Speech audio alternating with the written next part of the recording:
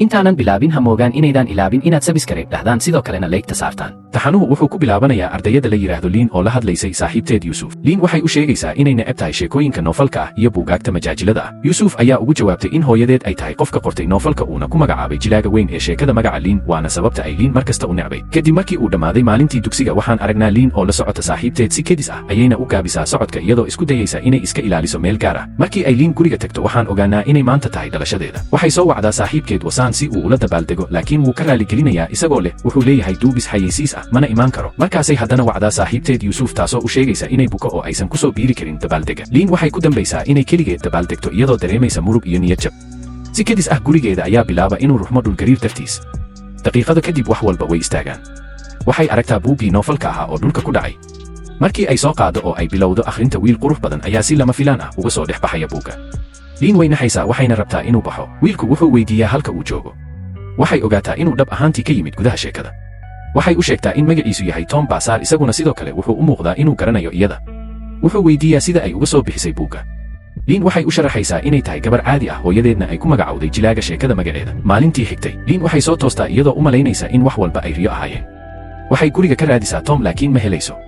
markii hore waxay u muuqataa inay ku faraxsan tahay inay male awaal ahayd laakiin haddana Tom ayaa mar kale soo baxaya waxayna xaqiiqsanaysaa in wax walba ay dhab ahaayeen. kadib waxaan aragnaa liin oo joogta dugsiga. saaxiibadeed waxay u qorsheeyeen dabaaldeg dhalasho oo lama filaan ah. liin way ku faraxsan tahay laakiin ma rabto in qofna ogaado in wiil uu guriga kula nool yahay. waxay u sheegtaa saaxiibadeed inaysan guriga ku casuumi karin. saaxiibadeed waxay u kaxeeyaan maqaayad waxayna siiyaan hadiyado dhalasho. liin aad bay ugu faraxsan tahay saaxiibtinimadooda. markii ay guriga ku laabatay Tom wuxuu ogaaday inay dhalashadeeda tahay. wuxuu siiyaa sameecadaha dhegaha ee headphone-ka oo isagu uu lahaa si uu hadiyad ahaan ugu siiyo. waxay ugu mahadcelisaa waxayna u sheegtaa inay horay u haysato sameecado fiican laakiin wuxuu u sheegayaa inuu si kedis ah u jebiyey kuwii ay lahayd isagoon dareemin. markii wakhtigu dhaafo Tom iyo liin way isku dhowaanayaan. xataa wuxuu u isticmaalaa telefoonkeeda si uu u caawiyo dirista casuumaadaha. markaas maalin maalmaha ka mid ah liin waxay aragtaa in Tom uu soo geliyey sawirkiisa barteeda xiriirka bulshada wuxuuna qoray inuu jecel yahay iyada. tani waxay ka dhigaysaa mid jahawareersan iyo shucuur leh.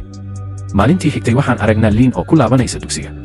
liin waxay la hadlaysaa saaxiibteed isuug oo u sheegaysa inay aragtay sawirka lagu soo qoray akoonkeeda. liin way walwasha mana garanayso sida ay u jawaabto. xilligaas Tom ayaa imaanaya dugsiga. waxaan aragnaa liin oo u kaxaysay meel ka fog ardayda kale waxayna u sheegaysaa inay rabto inuu nolosheeda ka dhex baxo. Tom wuxuu u sheegaa inuu yaqaano hab uu u laabto buugga laakiin keliya haddii ay qirato inay jeceshahay. waxaan ogaanaa in liin aysan rumaysnayn waxa uu sheegayo. kadib Tom wuxuu u tagaa saaxiibteed wuxuuna ka codsadaa caawimaad. kadib isuug waxay ogaataa inuu jecel yahay saaxiibteed liin uuna rabo inuu u dhowaado. markaasay bilowdaa inay u sharaxdo sida uu ula hadli lahaa liin iyo sida uu uga dhigi lahaa inay isaga ku dhacdo. wakhtigu markuu dhaafo Tom wuxuu isku dayaa inuu u dhowaado liin laakiin iyadu way garaacaysaa oo iska riixaysaa. markaas waxaa soo baxaysa gabar la yidhaahdo Jiwon oo bilowday inay u dhoolla caddayso Tom. kadib waxay cabitaan ku daadinaysaa dharka liin. liin way ka yaabaysaa waxa dhacay waxayna la hadlaysaa iyada. Jiwon way raaligelinaysaa waxaana ogaanaa inay ku wareertay quruxda Tom ayna ka masayrsanayd liin sababtoo ah Tom ayaa u dhowaa. kadib waxaan aragnaa liin oo ku laabanaysa guriga oo la doodaysa Tom. waxaa soo baxday in Tom uu rabo in liin ay noqoto saaxiibtiis. kadib waxaan aragnaa Tom oo ka hadlaya idaacadda dugsiga isagoo dadka u sheegaya inay ka fogaadaan liin oo aysan u dhowaan gaar ahaan saaxiibkeed wasaan. liin aad bay uga xumaataa waxa dhacaya waxayna u tagtaa inay kula doodo fasalka dhexdiisa. waxay u sheegtaa inay iska dhigayso inay jeceshahay si uu buugga ugu laabto. Tom wuxuu garowsanayaa in waxba isbedelin welina ay ku xayiran yihiin dunida dhabta ah. wuxuu u sheegaa inay tahay inay dhab ahaan u jeclaato si uu nolosheeda uga baxo. dhanka kale isuug oo fasalka dhex joogtay ayaa wax walba maqashay. hadda waxay og tahay in Tom uusan ahayn qof caadi ah uuna ka yimid sheeko. wakhtigu markuu dhaafo liin waxay bilowdaa inay ka fogaato Tom waxayna sii wadaa dooda. kadib Tom wuxuu u tagaa isuug oo u sheegaa wax walba. wuxuu sheegay in liin aysan rabin inuu gurigeeda joogo. waxaan aragnaa liin oo dareemaysa farxad inay guriga keligeed ku tahay laakiin haddana waxay ogaataa in Tom uu kariyey cuntadii ay ugu jeclay. waxay bilowdaa inay dareento inaysan rabin inay keligeed ahaato. habeenkii waxaan aragnaa liin oo soconaysa oo ku tumanaysa Tom. way ka raaligelinayaa wax kasta oo dhacay waxayna u wada laabtaan guriga. isla markaas saaxiibkeed wasaan ayaa u imaanayay si uu u keeno cuntadeeda ay jeceshahay laakiin wuu arkaa iyadoo la socota Tom wuuna xumaanayaa. maalintii xigtay waxaan aragnaa liin oo biyo ku shubaysa buuggii uu Tom ka yimid. waxay dareemaysaa in markii biyuhu taabtaan buugga uu Tom xanuun dareemayo waxayna ogaataa in buugga uu ku xiran yahay isaga. wax kasta oo ku dhaca buugga waxay saamaynayaan isaga nolosha dhabta ah. maalin maalmaha ka mid ah Tom lama joogo iyada. wuxuu baaraa boorsadiisa wuxuuna ogaadaa in buuggu ka maqan yahay. maalintii xigtay Tom wuxuu ogaadaa in Jiwon ay qaadatay buugga ayna wax walba og tahay. waxay u sheegtaa inay buugga tuurayso ilaa uu ogolaado inuu raaco. Tom waa ogolaanayaa wuxuuna bilaabaa inuu raaco. liin oo u dhoweyd saaxiibadeed ayaa aragta iyaga oo wada socda waxayna noqonaysaa mid masayrsan. kadib liin waxay ku laabataa guriga oo ay la hadshaa Tom. waxay barataa in Jiwon ay diiday inay soo celiso buugga markaasay Lin go'aansataa inay raacdo Jiwon si ay buugga u soo hesho. Maalintii xigtay waxay la kulantaa Jiwon wayna la hadashaa laakiin Jiwon way diiday inay soo celiso. Lin waxay si qasab ah u qaadataa buugga wayna carartaa. Maalintii xigta, Jiwon waxay u tagtaa inay kula kulanto Tom qolka kaydka waxayna go'aansataa inay qirato inay rabto inuu la joogo weligeed. Xilligaas, Lin waxay dareentaa in Tom maqan yahay. Waxay bilowdaa inay raadiso waxayna ka heshaa qolka kaydka. Waxay u gashaa inay caawiso laakiin markaasay maqlaan albaabka oo lagu xiray. Waxay garowsadaan in waardiyihii dugsiga uu baxay iyaguna ay hadda ku xayiran yihiin gudaha. Isla markaas, Wasan wuxuu isku dayaa inuu waco Lin laakiin kama jawaabto. Wuxuu u jihaystaa dugsiga si uu u raadiyo. Habeen dambe, Wasan wuxuu baaraa laabtoobka Lin wuxuuna ogaadaa inaysan guriga ku soo laaban. Dhanka kale, Tom wuxuu bilaabaa inuu la hadlo Lin wuxuuna u sheegaa inuu jeclaa la noolaanshaha iyada uuna raba inuu buugga ku laabto. Kadib, Wasan ayaa imaanaya wuxuuna u sheegaa inuu meel kasta ka raadinayay. Wuxuu ku guulaystaa inuu helo caawimaad oo uu ka soo badbaadiyo qolka kaydka. Markii uu Tom guriga ku laabtay wuxuu helay buug yare gaar ah oo ay leedahay hooyada Lin. Gudaha waxay ku qortay tilmaamo ku saabsan sida loogu celiyo jilayaasha buugga dhexdiisa. Waxay ogaadaan in Tom uu qasab ku tahay inuu dib u sameeyo muuqaal gaar ah oo buugga ku jira nolosha dhabta ah waqtiguna waa inuu la mid noqdaa dunida dhabta ah. Waxay sidoo kale ogaadaan in Tom uu qasab ku tahay inuu ku laabto buugga sababtoo ah haddii uu joogo waqti dheer ugu dambayntii uu baabayaa. Maalintii xigtay waxaan aragnaa Lin oo dugsiga la aadaysa Tom. Waxay aragtaa inuu bilaabay inuu ka fogaado oo uusan la hadlayn. Kadib waxaan baranaa in Tom uu isku dayayo inuu fogaado sababtoo ah wuxuu og yahay inuu dhowaan dhimanayo mana rabo inuu dhaawaco iyada. Wax yar kadib saaxiibteed Isuuk ayaa u sheegaysa runta in Tom uu dhowaan dhimanayo. Halkaas, Wasan wuxuu la fariistaa Lin wuuna la qadeeyaa. Wuxuu dareemayaa inay murugaysan tahay oo wuxuu rabaa inuu dhiirigeliyo. Markaasay Lin go'aansataa inay u tagto Tom oo ay la hadasho. Kadib, Lin waxay weydiisataa Tom sababta uu u fogaanayo. Markaas, Lin waxay bilaabaysaa inay kala hadasho buugga. Isla markaas saaxiibkeed Wasan ayaa soo baxaya. Wuu maqlaa iyaga wuxuuna ogaadaa in Tom uusan ahayn bini'aadam caadi ah. Wasan wuxuu la fariistaa iyaga laakiin wuxuu u malaynayaa inay keliya iska ciyaarayaan. Kadib, Isuuk ayaa biyo ku shubaysa buugga markaasuu Wasan arkaa Tom oo dhaawacmay. Wuxuu hubsaday in waxa ay sheegayaan ay dhab yihiin. Kadib, Tom wuxuu aadaa inuu dego guriga Wasan sababtoo ah wuxuu rabaa inuu ka fogaado Lin.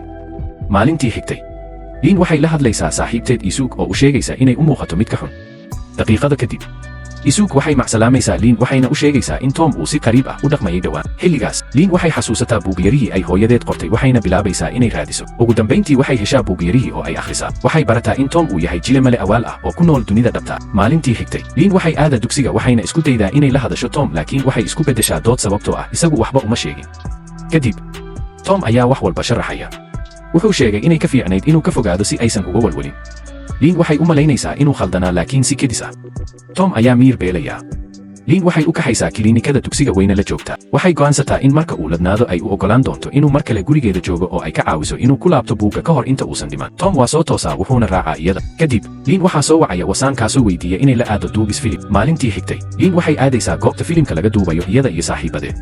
Waxay ogaadaan in atarishadii la jili lahayd Tom aysan imaan markaasay Lin u tagtaa inay beddesho dharkeeda oo ay bilowdo jilista muuqaalka iyada iyo Tom. Intii lagu guda jiray duubista, Tom si kedis ah ayuu u qiranayaa inuu jecel yahay. Lin waxay garowsataa inuu dhab ka yahay oo uusan jilayn keliya. Way la hadlaysaa wuxuuna u sheegayaa inuu dhab ahaan u arko saaxiibkeed. Kadib, Lin waxay aadaysaa guriga wayna seexataa.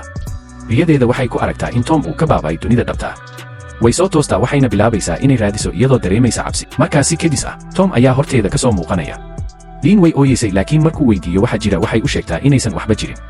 Maalintii xigtay, Lin waxay bilaabaysaa inay dib u eegto tilmaamihii hooyadeed waxayna u sheegtaa Tom inay ka caawinayso inuu buugga ku laabto. Waxay bilaabaan inay wada baxaan iyagoo isku dayaya inay qaataan waqtiyada ugu fiican nolosha Tom ka hor inta uusan bixin. Kadib waxay siisaa hadiyad waxayna u sheegtaa in waqtigii dhammaaday ayna tahay inay jilaan muuqaalkii u dambeeyey si uu u laabto. Laakiin Tom wuxuu diidayaa inuu laabto. Wuxuu sheegay inuu rabo inuu la joogo uuna ku noolaado dunida dhabta ah. Lin waxay ku adkaysanaysaa inuu muuqaalka la jilo. Kadib, Lin waxay ogaataa in waqtigii dhammaaday ayna suurtogal tahay in Tom uusan awoodin inuu mar kale laabto. Waxay bilowdaa inay oyso waxayna u cabsanaysaa isaga. Maalintii xigtay, Lin waxay heshaa saaxiibteed Isuuk oo u tusaysa wax telefoonkeeda ku jira. Waxay u sheegaysaa Lin inay jirto fursad kale oo ay Tom dib ugu diri karaan. Markaas waxaan aragnaa Isuuk oo guriga Lin u tegaysa iyada iyo saaxiibadeed oo uu ku jiro Wasan. Waxay u sheegaan Lin inay tahay inay dib u abuuraan muuqaalkii u dambeeyey si Tom loo celiyo. Lin waxay barataa in muuqaalka loo qorsheeyay inuu dhaco dhowr maalmood kadib.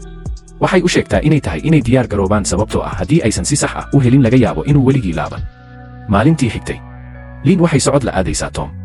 Waxay u sheegtaa inuu sugo oo uusan meelna aadin laakiin markii ay soo laabato uu maqan yahay. Waxay u malaynaysaa inuu weligii baabay markaasay bilowdaa ooyin. Si kedis ah, Tom ayaa soo baxaya wuxuuna sheegayaa inuu maqlay ooyinteeda uuna dareemay inay u walwalayso. Wuxuu go'aansadaa inuu buugga ku laabto si uu u badbaadiyo naftiisa iyo farxadda Lin. Tom wuxuu muuqaalkii u dambeeyey la jilaa Liin wuuna ku laabtaa buugga. Kadib waxaan baranaa in Liin ay haysatay sawirradii ay wada galeen. Sanad kadib waxaan aragnaa Liin oo dabaaldegaysa dhalashadeeda mar kale iyada iyo saaxiibadeed. Si kedis ah waxay maqlaan dhawaaq qariib ah wayna naxayaan. Markii ay Liin albaabka furto waxay aragtaa Tom Baasaar oo mar kale horteeda taagan aad bayna ugu faraxsan tahay inay aragto. Halkaas ayuu ku dhammaanayaa taxanaheena. Ha moogaan qaybaha xiga.